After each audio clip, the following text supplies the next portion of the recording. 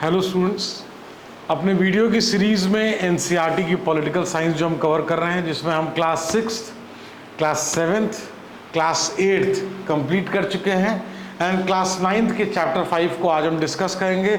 उसका नेम है democratic rights. अब राइट्स की जब बात आती है तो सबसे पहले हम बात करते हैं फ्रीडम ऑफ स्पीच, एक्सप्रेशन। बहुत सारे जो भी अपने जो फंडामेंटल राइट्स हैं, राइट टू इक्वालिटी,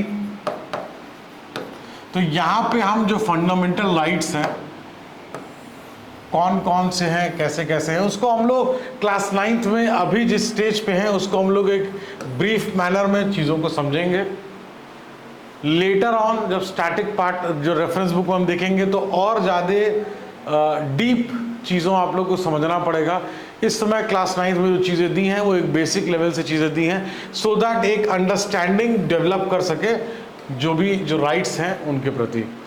अब इसमें आगे हम कंटिन्यू करेंगे और इसमें आपको जो चैप्टर है बहुत से लोगों को बहुत ईजी लगेगा, लेकिन इसमें जो सबसे बड़ा जो पार्ट है वो पार्ट ये है कि जितने भी राइट्स हैं उन राइट्स को बहुत अच्छे से पढ़ना है, अच्छे से देखना है कि कौन कौन से फ्रीडम, कौन कौन से राइट्स किस किस तरीके से चीज़ें दी हुई हैं, सो दैट कि लेटर ऑन जब आप स्टैटिक पोर्शन कवर कर रहे हैं तो प्रॉब्लम क्रिएट ना हो। उस समय क्या होता है कि फिर वो पार्ट जो है थोड़ा सा प्रॉब्लमेटिक हो जाता है कुछ बच्चों के लिए, अगर एनसीईआरटी अच्छे से नहीं पढ़ी हुई है तो।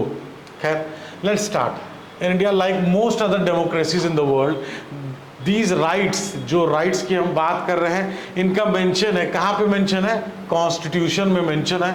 सम राइट्स, तो कॉन्स्टिट्यूशन में मतलब यहाँ पे सीधे सीधे क्या हो गया, इट्स रिटन, लिखा हुआ है कि ये राइट्स जो है ये सिटीजन्स को दिए गए हैं और उसको जो है उसको प्रोटेक्ट करने के लिए सारी जो सामग्री है, सारी चीज़ें हैं वो भी मेंशन्ड है, किस किस तरीके से चीज़ें हैं। और some rights which are fundamental to our life are given a special status. तो अगर क्वेश्चन पूछा जाए विच आर द राइट्स जिसको स्पेशल स्टेटस दिया गया है, तो राइट्स जो कि फंडामेंटल है लाइफ के लिए उनको स्पेशल स्टेटस दिया गया है। ट्रस्ट में क्वेश्चंस इस तरीके से बीच से कभी कभी आ जाते हैं, डायरेक्टली आ जाते हैं, जो कि हम एक्सपेक्ट नहीं करते हैं लेकिन वो आ जाते हैं। It talks about securing for all it's citizens, equality की यहाँ बात हो रही है, लिबर्टी की बात हो रही है, जस्टिस की बात हो रही है। Fundamental rights put this promise into effect. तो जो promise into effect, this is a, यहाँ पे बहुत ब्यूटीफुली चीज़ों को डिस्क्राइब किया जा रहा है। मैं लाइन बाय लाइन इसलिए बताता हूँ कि जब आप अपने बुक में इन्हीं चीज़ों को पढ़ेंगे तो आपको, अगर ये वीडियो आप सीरियस नोट पे देखेंगे तो इसके बाद जब आप अपनी बुक पढ़ेंगे, चैप्टर को पढ़ेंगे, तो आपको और अच्छी अंडरस्टैंडिंग शायद मिलेगी। तो यहाँ पे सिक्योर करना सिटीजन का क्या, पहले यहाँ बात हो गई सिक्योर करना, तो क्या सिक्योर करना, तो यहाँ पे इक्वालिटी, लिबर्टी, जस्टिस, ठीक है। फिर उसके बाद fundamental right put this promise into effect. तो ये जो प्रॉमिस है ये एक लिमिट, फंडामेंटल राइट हमेशा क्या है, गवर्नमेंट के लिए एक लिमिटेशन है, गवर्नमेंट की पावर के लिए एक लिमिटेशन है फंडामेंटल राइट्स। तो उस चीज़ को, ये प्रॉमिस को इफेक्ट देने के लिए ये फंडामेंटल राइट जो है वो पावर प्ले करता है। They are an important basic feature of Indian constitution. बहुत बार आप ये पॉलिटी की क्लासेस में सुनेंगे कि बेसिक फीचर है कॉन्स्टिट्यूशन का, बेसिक फीचर है, बेसिक फीचर को कोई ऑल्टर नहीं कर सकता है। तो fundamental right is the part of the basic feature of the Indian constitution. Basic feature को जो भी चीज़ें हैं उसका ऑल्टरेशन नहीं है। तो राइट टू इक्वालिटी की अगर हम बात करें तो the constitution says that the government shall not deny to any person India equality before the law. इसका क्या मतलब हुआ, इक्वल प्रोटेक्शन की बात हो रही है ऑफ द लॉ। तो कहने का यहाँ पे आपके एनसीईआरटी में एग्जाम्पल दिया हुआ है कि अगर एलिट से एलिट भी हैं, भले वो राष्ट्रपति हैं, प्रधानमंत्री हैं, और दूसरी तरफ अगर एक नॉर्मल सिटीजन है, कोई फार्मर है, स्मॉल फार्मर है, जिसका एग्जाम्पल यहाँ एनसीईआरटी में आपको दिया है, तो भी दोनों के लिए जो प्रोटेक्शन है, जो लॉ का जो प्रोटेक्शन है ऑफ द लॉ, वो कहीं ना कहीं इक्वालिटी वहाँ पे सस्टेन करती है। रूल ऑफ द लॉ जो है वो मेंटेन होता है, और रूल ऑफ द लॉ जो है इज अ फाउंडेशन है किस चीज़ का? डेमोक्रेसी का। जो रूल ऑफ द लॉ की अभी हम बात कर रहे थे वो फाउंडेशन है। अगर समानता रूप से जो लॉ है वो निर्धारित नहीं होगा, अगर कोई एमपी के लिए दूसरा लॉ होगा, नॉर्मल सिटीजन के लिए अलग लॉ होगा, प्राइम मिनिस्टर के लिए अलग लॉ होगा, प्रेसिडेंट के लिए अलग, देखिए कुछ चीज़ों में एक्सेप्शंस दिए हुए हैं। वो एक्सेप्शंस आप आगे चल के जब फंडामेंटल राइट्स और डिस्क्रिप्टिव वे में पढ़ेंगे, चाहे आप BL फाड़िया जी की बुक से पढ़ें, चाहे आप लक्ष्मीकांत जी की बुक से पढ़ें, आप किसी बुक से पढ़ेंगे तो आपको क्लैरिटी, लेकिन एक ओवरऑल नटशेल आपको यहाँ समझना है। क्लास 9 के हिसाब से मैं चीज़ों को एक्सप्लेन कर रहा हूँ, सो दैट कि आप, बहुत से बच्चे हैं जो कि ऑलरेडी अवेयर होंगे, very good, thumbs up to you. बहुत से बच्चे हैं जो कि अभी चीज़ों को, अपने बेस को रेडी कर रहे हैं, तो ये वीडियो स्पेशली आपके लिए है कि आप अपने बेस को, ये वीडियो देखने के बाद चैप्टर को रीड करेंगे तो will get a good understanding. It means that no person is above the law, no person is above the law. इसीलिए हमने एक एग्जाम्पल लिया, प्राइम मिनिस्टर, प्रेसिडेंट से लेकर नॉर्मल सिटीजन तक। जो एक्सेप्शंस उनके पद के कुछ होते हैं वो आगे चल के आप उनके जब पावर्स पढ़ेंगे तो आपको पता चलेगा। फंडामेंटल राइट्स को भी और ज़्यादा जब डीपली पढ़ेंगे तो आपको कुछ चीज़ें होंगी। देखिए यहाँ लिखा हुआ है, every citizen from the prime minister to a small farmer in a remote village is subjected to the same law. इसी को हम कहते हैं rule of law. Rule of law इसीलिए कहते हैं, rule of law is the foundation of any democracy. तो अगर आपसे पूछा जाए rule of law is the foundation of any democracy, kindly elaborate या ब्रीफली एक्सप्लेन कोई भी चीज़, तो आप इन चीज़ों को यूज़ करते हुए और अच्छे तरीके से चीज़ों को एक्सप्लेन कर सकते हैं। देखिए अल्टीमेटली जो भी चीज़ें, जैसे यहाँ फंडामेंटल राइट्स दिया है, right to equality, right to freedom, right against exploitation, right to freedom of religion, cultural and educational right, right to constitutional remedies, इसको अब आगे हम चल के और ब्रीफ मैनर में जानेंगे। यहाँ पे क्लास 9 के हिसाब से जो चीज़ें हैं वो एक्सप्लेन करी गई है आपके एनसीईआरटी में, उसी के हिसाब से हमको भी जो है यहाँ समझना है। अगर आप ऑलरेडी पॉलिटी पढ़ चुके हैं, रिवीजन कर रहे हैं, तो भी आप इस चीज़ों को देख सकते हैं, नहीं तो नोट मेकिंग के लिए, आगे के लिए ये बेस बनाएगा आपका। Let's start. Right to freedom. Freedom means absence of constraint, but कुछ एक्सेप्शंस एंड कुछ रिस्ट्रिक्शंस डेफिनेटली होते हैं। इसका एग्जाम्पल कैसे समझना है? रात में आमतौर से हर किसी के घर लौटने का एक समय होता है, 9 बजे, 10 बजे, 11 बजे। लेकिन अगर वो चीज़ ऐसी हो जाए कि घर में जो एल्डर्स हैं, जो पेरेंट्स हैं, या कोई भी ऐसा है, या हमारा लोकल गार्जियन है, उसका हमारा कंस्ट्रेंट या रिस्ट्रिक्शन एकदम ओवर हो जाए, तो हमारा मन कर रहा है कभी हम 4 बजे आ रहे हैं, कभी मन कर रहा है हम घर ही नहीं आ रहे हैं, तो क्या वो स्टेट बहुत अच्छा होगा? हो सकता है किसी किसी को लगे कि वो स्टेट अच्छा होगा, but trust me, for the development of the country, for the development of the country, for the well-being of the democracy, for a, कहते हैं जो एक सॉलिड तरीके से जो चीज़ों का रहने के लिए कुछ रिस्ट्रिक्शंस, कुछ एक्सेप्शंस होते हैं। वो चीज़ मैं पहले भी बोला था कि राइट्स में आपको वो चीज़ मिलेगी, और वो चीज़ आपको बहुत इंपॉर्टेंट है, आपके एग्जाम के पॉइंट ऑफ व्यू से वो आपको समझना होगा। In practical life it means absence of interference in our affair. इसका कहने का मतलब है कि हमारी जो इंडिविजुअल स्पेस है या गवर्नमेंट की, जिस तरीके से हम सोसाइटी में रहना चाहते हैं, हमको फ्रीडम मिलती है, हमको लिव फ्रीली, एक अच्छा कंजीनियल एटमॉस्फेयर मिलता है, उस तरीके से हम अपने जीवन को कायदे से रह सकते हैं। लेकिन इसका मतलब ये नहीं कि हम जो चाहे वो सोसाइटी में करना शुरू कर दें। कुछ रिस्ट्रिक्शन होते हैं, उसको भी हम देखेंगे बाद में। Under the Indian constitution all citizen have right to. अब देखिए, राइट टू फ्रीडम का बात करें, अब जो राइट टू फ्रीडम के अंदर आते हैं उसकी हम बात करें।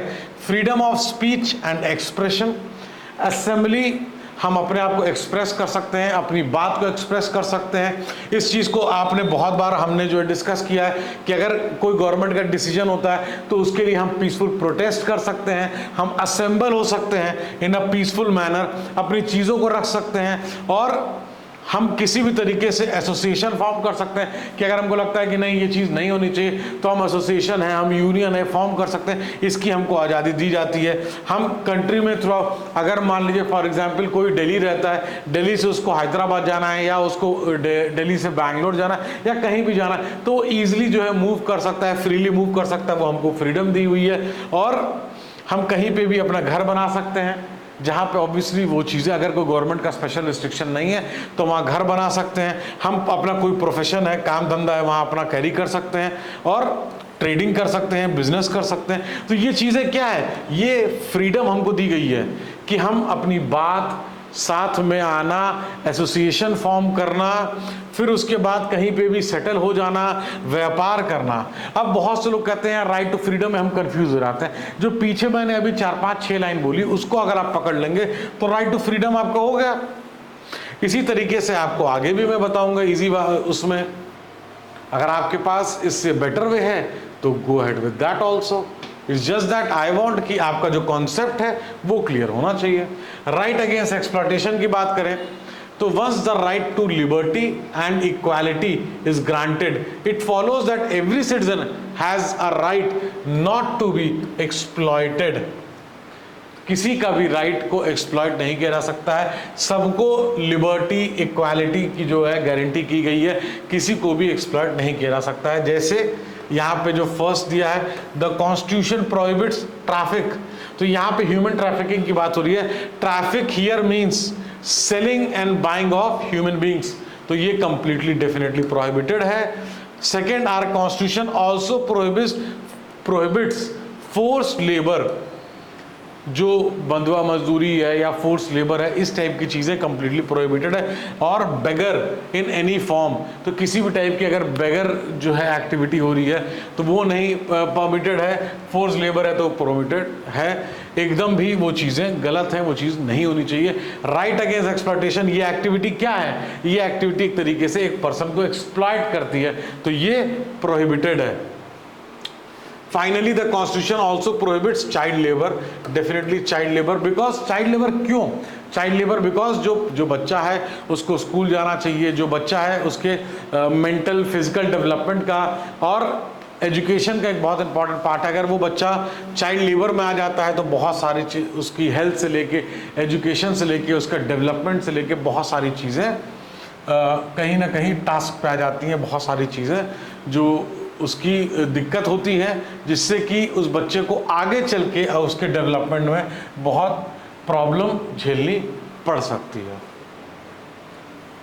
अब right to freedom of religion की अगर हम बात करें तो नाम से आप समझ सकते हैं, right to freedom of religion. Secularism की अगर बात करें तो ये बेस्ड है किस आइडिया पे? ये आइडिया पे बेस्ड है कि स्टेट जो है, जो कंट्री है, वो कंसर्न किस पे है? रिलेशन पे। किसके रिलेशन पे? ह्यूमन बींग्स के। लेकिन नहीं कंसर्न है किसके रिलेशन पे? ह्यूमन और गॉड के बीच में। तो किसको आप मानते हो, किस रिलीजन को आप प्रीच करते हो, आप उसको पीसफुली प्रोफेस प्रोपगेट कर सकते हो। उसमें स्टेट का कोई ऑफिशियल रिलीजन नहीं है। हम यहाँ सेकुलरिज्म की बात कर रहे हैं और right to freedom of religion की बात कर रहे हैं, तो हमारा कोई ऑफिशियल रिलीजन नहीं है। तो जब स्टेट का कोई ऑफिशियल रिलीजन होता है तो उसको वो प्रमोट करते हैं, उसको वो चीज़ें करते हैं। Every person has a right to profess, practice and propagate the religion. जो भी रिलीजन वो बिलीव करते हैं उनको वो राइट दिया गया है संविधान के अंतर्गत कि वो अपने रिलीजन को कैरी फॉरवर्ड कर सकते हैं, प्रोफेस, प्रैक्टिस, प्रोपगेट कर सकते हैं। It is a language, culture and education right की अगर बात करें, it is the language, culture and religion of minority that needs special protection. Y?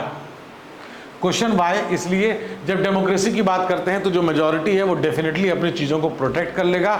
Minority democracy होने के बाद भी, जैसा आपके यहाँ एनसीईआरटी में दिया हुआ है, कहीं ना कहीं कोई चीज़ ऐसा ना हो कि कोई चीज़ ओवर पावर कर जाए, इसलिए स्पेशल मेंशन दिया गया है language, culture and religion of minority के लिए स्पेशल प्रोटेक्शन जो कल्चरल एंड एजुकेशनल राइट्स के लिए दी गई है।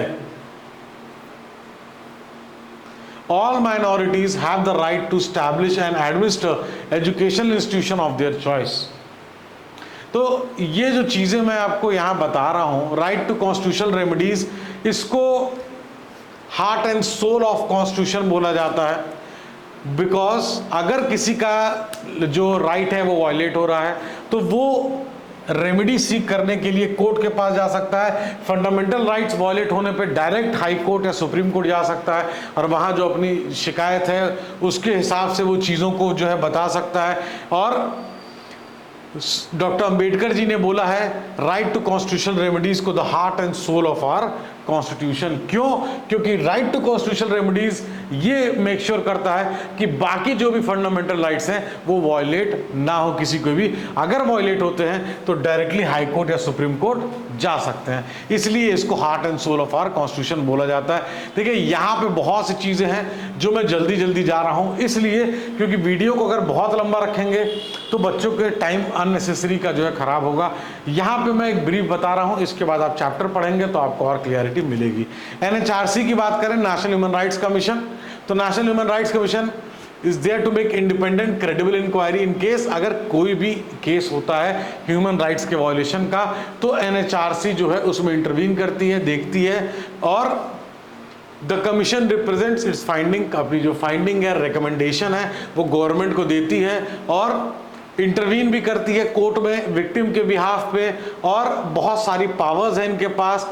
कोर्ट की तरह लाइक एनी कोर्ट ये भी सम्मन कर सकते हैं, क्वेश्चन कर सकते हैं, सरकार के ऑफिशियल्स को क्वेश्चन कर सकते हैं, कोई ऑफिशियल पेपर मांग सकते हैं, जेल जाके विजिट कर सकते हैं, इंस्पेक्ट कर सकते हैं, कि किसी भी तरीके की जो स्पॉट इंक्वायरी है वो भी कंडक्ट कर सकते हैं कि कहीं पे भी किसी का भी कोई राइट्स का वायलेशन नहीं हो रहा है।